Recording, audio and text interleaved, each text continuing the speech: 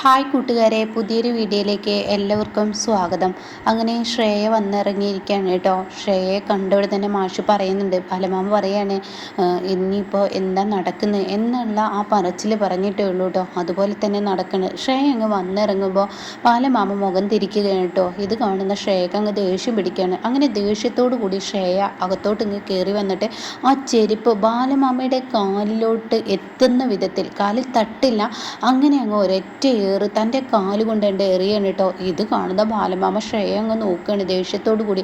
അങ്ങനെ രണ്ടാമത്തെ ചെരുപ്പും അങ്ങ് എറിഞ്ഞു കൊടുക്കുകയാണ് കേട്ടോ. അപ്പോൾ ബാലമാമയ്ക്ക് അങ്ങ് ദേഷ്യം പിടിക്കുകയാണ്. തൻ്റെ മുഖത്തോട്ട് ചെരുപ്പ് എറിഞ്ഞ രീതിയാണ് അവൾ ചെയ്തത്. തൻ്റെ ദേഹത്ത് തട്ടിയില്ലെങ്കിലും അവൾ അങ്ങനെയാണ് ചെയ്തത്. അതുകൊണ്ട് തന്നെ ബാലമാമ അവിടെ നിന്ന് എണീറ്റിട്ട് ഏയ് എന്ന് പറയുമ്പോഴേക്കും ഗോവിന്ദമാമ കൈ പിടിക്കുകയാണ് കേട്ടോ. അതിന് മുഴുത്ത ഭ്രാന്താണ്. അതിനൊക്കെ നീ പ്രതികരിക്കാൻ പോണ്ട. അവൾ എന്തോ ഭ്രാന്തിൽ വന്നിരിക്കുകയാണ്.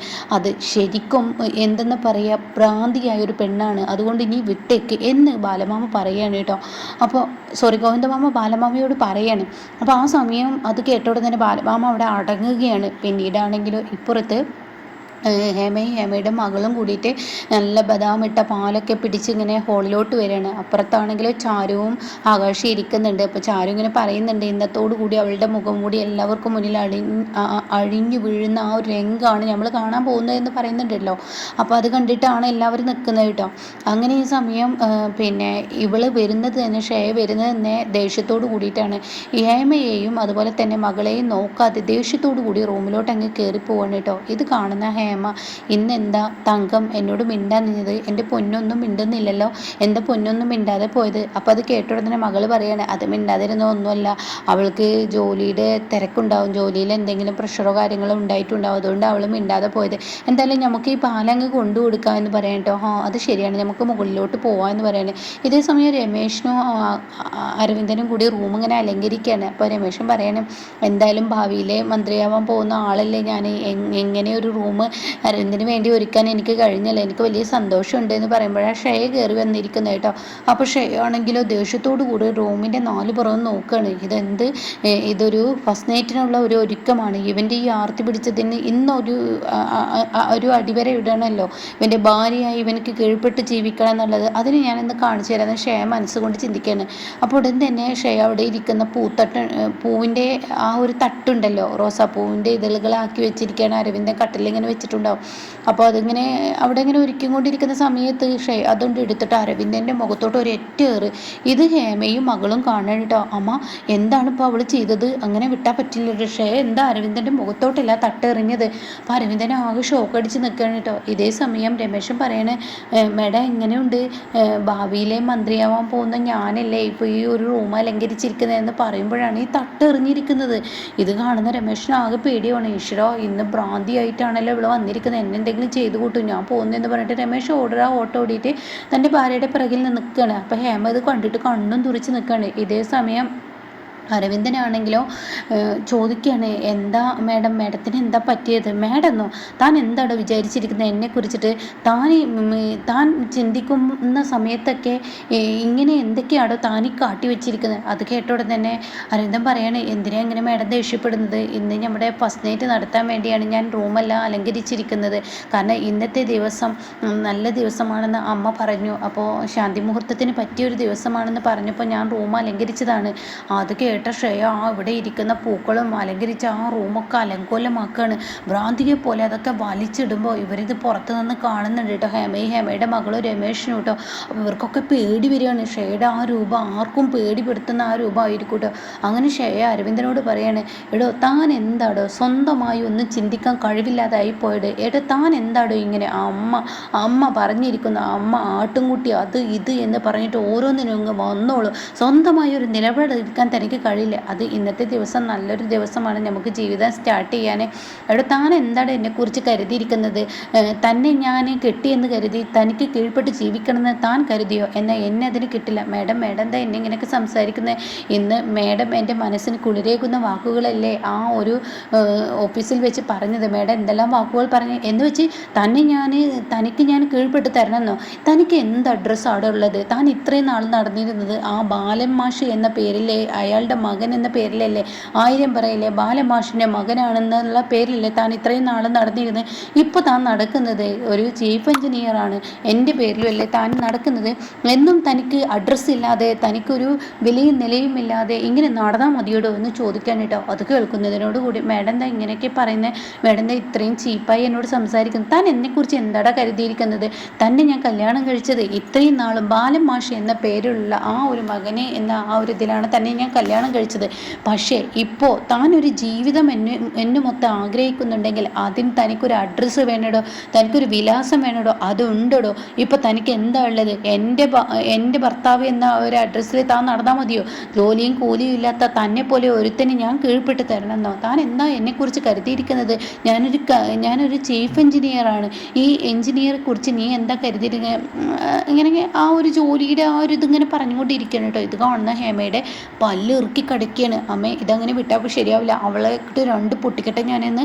അപ്പോഴേക്കും മകള് പറയണേ. അത് കേട്ടോടെ തന്നെ ഹേമ പറയണേ, ഇനി മിണ്ടാതിരിക്ക്, അവൾ പറയാനുള്ളത് പറയട്ടെ എന്ന് പറയണേ. അപ്പോൾ അരവിന്ദൻ പറയണേ, മേഡം എന്താ എന്നെ ഇങ്ങനെയൊക്കെ സംസാരിക്കുന്നത്? എനിക്ക് എന്ത് യോഗ്യതയുള്ളതാണെന്ന് അറിഞ്ഞിട്ടല്ലേ മേഡം എന്നെ കല്യാണം കഴിച്ചത്?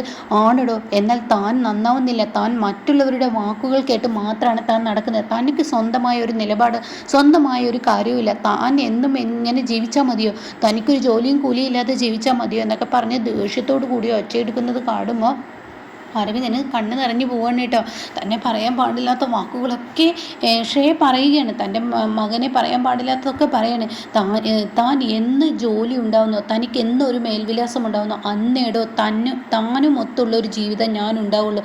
അതുവരെ ഇങ്ങനെയുള്ള അലങ്കോല പണികൾക്ക് നിൽക്കരുത്, മര്യാദക്ക് എൻ്റെ റൂമിൽ നിന്ന് ഇറങ്ങിപ്പോടോ എന്നങ്ങ് പറയുമ്പോൾ ആകെ സങ്കടമാവുകയാണ് കേട്ടോ. അരവിന്ദൻ അങ്ങ് കരഞ്ഞും കൊണ്ട് ഹേമയുടെ മുഖത്തോട്ട് പോവാണ്.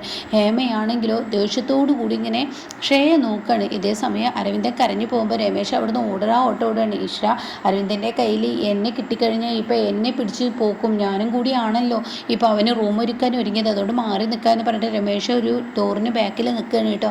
ഇതേ സമയം അരവിന്ദൻ സങ്കടത്തോടു കൂടി ഇറങ്ങി വരികയാണ്. ആ സമയം തന്നെ അമ്മ ഇതങ്ങനെ വിട്ട് ശരിയാവില്ല, മകള് പറയാണ്.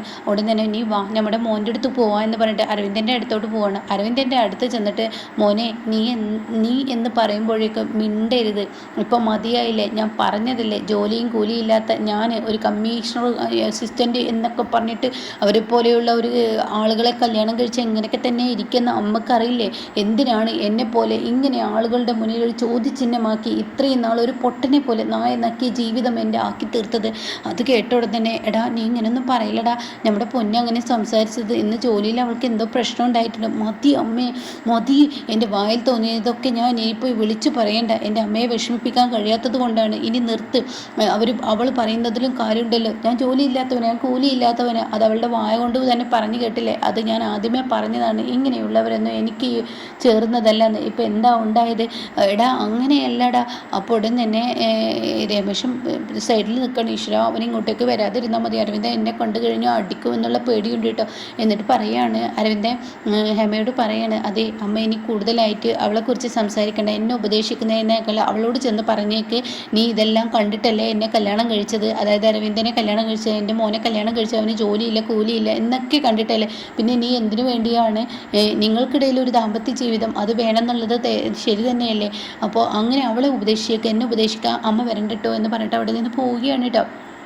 അപ്പോൾ ഈ വാക്കുകൾ കേട്ടിട്ട് ഇപ്പുറത്താണെങ്കിൽ വാ നമുക്ക് പോകാമെന്ന് പറഞ്ഞിട്ട് ഇവർ തിരിഞ്ഞു നോക്കുമ്പോൾ കാണുന്ന കാഴ്ച ആകാശും ചാരും അവിടെ നിൽക്കുന്നു. ഓ എവിടെയുണ്ടോ ശകുന മുടക്കികൾ എല്ലാം ചെവി ഓർത്ത് നിൽക്കുകയാണെന്നൊക്കെ പറഞ്ഞിട്ട് ഹേമ അവിടെ നിന്ന് പോവുകയാണ്. ഇതേ സമയം ചാരുവിനോട് ആകാശ് പറയണേ, എന്തായാലും കാക്കുത്തി നീ വിചാരിച്ചതുപോലെ തന്നെ നടത്തുമെന്ന് പറയണേ. ഈ സമയം വാ നമുക്ക് റൂമിലോട്ട് പോവാം, അവളുടെ സ്വഭാവം പുറത്ത് വരൽ തുടങ്ങി, അനുഭവിക്കട്ടെ എന്ന് പറഞ്ഞിട്ട് ആകാശ് കാക്കുത്തിയെ വിളിക്കുമ്പോൾ ചാരുവിനെ വിളിക്കുമ്പോൾ ചാരു പറയണേ, അക്കുച്ചേട്ടൻ എൻ്റെ കൂടെ വരാതെ പിന്നെ ഞാൻ എങ്ങോട്ടാണ് പോകേണ്ടത്? അതെ അരവിന്ദേട്ടൻ്റെ അടുത്തോട്ട് പോ. നീ എന്തൊക്കെയാണ് ഈ പറയുന്നത്? അവൻ്റെ വായിലുള്ളത് കേൾക്കാൻ വേണ്ടിയോ? അതല്ല, നിങ്ങൾ ഏട്ടനും അനിയനുമാണ്, നിങ്ങൾ എന്ത് പറഞ്ഞാലും ആ തപ്പിൾക്കപ്പം തന്നെ മാർക്കും. പക്ഷേ ഞാൻ അങ്ങനെയല്ല, ഞാൻ പുറത്തു നിന്ന് വന്ന പെണ്ണാണ്. എനിക്കിപ്പോൾ അരവിന്ദേട്ടൻ്റെ അവസ്ഥ കാണുമ്പോൾ വലിയ വിഷമമുണ്ട്, ആ മനസ്സ് തകർന്നിരിക്കുകയാണ്. ആ തകർന്ന കൂട്ടത്തിൽ ആശ്വസിപ്പിക്കാൻ ആരെങ്കിലും ചെന്നില്ലെങ്കിൽ ആ മനസ്സാകെ പൊട്ടിപ്പോവും. അതുകൊണ്ട് തന്നെ ഏട്ടനെ അനിയനെ എന്തെങ്കിലും വാക്കുകൾ പറഞ്ഞ് സമാധാനിപ്പിക്കാം. പക്ഷേ എനിക്കത് പറ്റിയില്ല. എന്നെ കണ്ടാൽ എന്തായാലും ഈ പറയുന്ന അരവിന്ദേട്ടൻ ചൂടാവും. പിന്നെ മാത്രമല്ല ഇതിനൊരു കാരണക്കാരി ഞാനും കൂടിയാണല്ലോ, അതെനിക്കല്ലേ അറിയുള്ളൂ. അതുകൊണ്ട് അക്കുച്ചേട്ടൻ എന്ന് പറഞ്ഞിട്ട് പറഞ്ഞു വിടുകയാണ്. ഇതേ സമയം അരവിന്ദൻ ടെറസിൽ നിന്നിങ്ങനെ കരയാണ് കേട്ടോ. ആ സമയം ആകാശം അങ്ങോട്ടേക്ക് കയറി വരികയെന്ന് കാണുമ്പോൾ അരവിന്ദൻ എന്തിനാണ് വന്നിരിക്കുന്നത്? ഇനി നീയും കൂടി എന്നെ കുറ്റപ്പെടുത്താനാണോ? ഞാൻ കുറ്റപ്പെടുത്താനല്ല. എന്താ ഈ നേരത്തെ ടെറസിൽ നിൽക്കുന്നത്? അത് കേട്ട ഉടൻ തന്നെ എന്താന്ന് ഇപ്പം നിനക്കറിയണോ? അല്ല എനിക്കറിയണ്ട. എന്തിനാ ഏട്ടൻ എന്നോട് ഇങ്ങനെ ചൂടാവുന്നത്? ഞാൻ ഏട്ടൻ്റെ ചോരയാണ്, അത് മനസ്സിലാക്കട്ടെ. ഏട്ടൻ്റെ അനിയനാണ്. ഏട്ടൻ എന്തെങ്കിലും സങ്കടം വന്നാൽ തുറന്നു പറയാൻ ഞാനുണ്ടെന്ന് ഏട്ടൻ മനസ്സിലാക്കണം. എൻ്റെ സ്നേഹം ഏട്ടൻ നീ എന്നെ സ്നേഹിക്കുന്നു എന്നാണ് നീ പറയുന്നത്? ഏട്ടനെ ഞാൻ എത്ര സ്നേഹിച്ചാലും ഏട്ടൻ എൻ്റെ സ്നേഹം മനസ്സിലാക്കുന്നില്ല. എന്തായാലും ഞാൻ ചോദിക്കാൻ വന്ന എന്നെ വേണം പിടിച്ചടിക്കാൻ എന്ന് പറഞ്ഞ് അവിടെ നിന്ന് പോകുമ്പോൾ ഇവിടെ തന്നെ അരവിന്ദൻ ആകാശിനെ വിളിക്കുകയാണ്. ഇനി അവിടെ നിൽക്കുകയെന്ന് പറയണേ. എടാ, വിചാരിച്ചതുപോലെ സംഭവിച്ചു. അവളെന്നോട് അവൾ എന്നല്ല, ലോകത്ത് ഏതൊരു പെണ്ണാണെങ്കിലും ജോലിയും കൂലിയും ഇല്ലാത്തവനെ കെട്ടിക്കഴിഞ്ഞാൽ ഇതേ ചോദ്യം ചോദിക്കുക. അവൾ എന്നോട് ചോദിച്ചു, എന്താടോ തനിക്ക് യോഗ്യത? ബാലൻ മാഷിൻ്റെ മകൻ എന്ന ആ ഒരു യോഗ്യത മാത്രമേ ഉള്ളൂ, അത് വിട്ടാൽ തനിക്ക് എന്താണുള്ളത് എന്ന് എന്നോട് ചോദിച്ചു. പക്ഷെ അവൾ വലിയൊരു ജോലിക്കാരിയാണ് എന്നുള്ളത് കൊണ്ട് തന്നെ എനിക്ക് ജോലിയുടെ ആവശ്യമില്ല എന്നൊക്കെ ഞാൻ കരുതിയത്. ഇത്രയും വലിയൊരു ഗവൺമെൻറ് ജോലിക്കാരിയായിട്ടും എന്നെ കല്യാണം കഴിച്ച് അങ്ങനെയൊക്കെ ആയിരിക്കും. പക്ഷെ അവളിപ്പോൾ അവളുടെ സ്വഭാവം കാണിച്ചു. അതുകൊണ്ട് ഞാൻ ആരാണെന്നും എനിക്ക് മേൽവിലാസമില്ലെന്നും എനിക്ക് ജോലിയും കൂലിയും ഇല്ല എന്ന് പറഞ്ഞ സ്ഥിതിക്ക് അവളെ ഞാൻ അങ്ങനെ വെറുതെ വിടില്ല. എനിക്ക് ജോലി ഉണ്ടാക്കും ഞാൻ.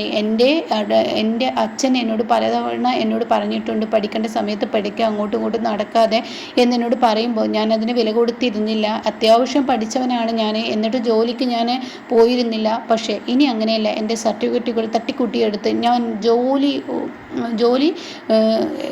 എവിടെയെങ്കിലും ഒരു ജോലി കണ്ടെത്തി ഞാൻ അവളുടെ മുന്നിലോട്ട് പോവും. എന്നിട്ട് അവളോട് പറയും, ഇനിയെങ്കിലും നമുക്ക് ദാമ്പത്യ ജീവിതം തുടർന്നൂടെ എന്ന് ഞാൻ അവളോട് ചോദിക്കും എന്നൊക്കെ അരവിന്ദൻ പറയാൻ കേട്ടോ. അങ്ങനെ ശ്രേയയുടെ യഥാർത്ഥ മുഖം അരവിന്ദൻ കാണുകയാണ്. അപ്പോൾ ഇതെന്തായാലും നല്ല രസകരമായ എപ്പിസോഡ് തന്നെയാണ് കേട്ടോ നാളത്തെ ഒരു എപ്പിസോഡ്.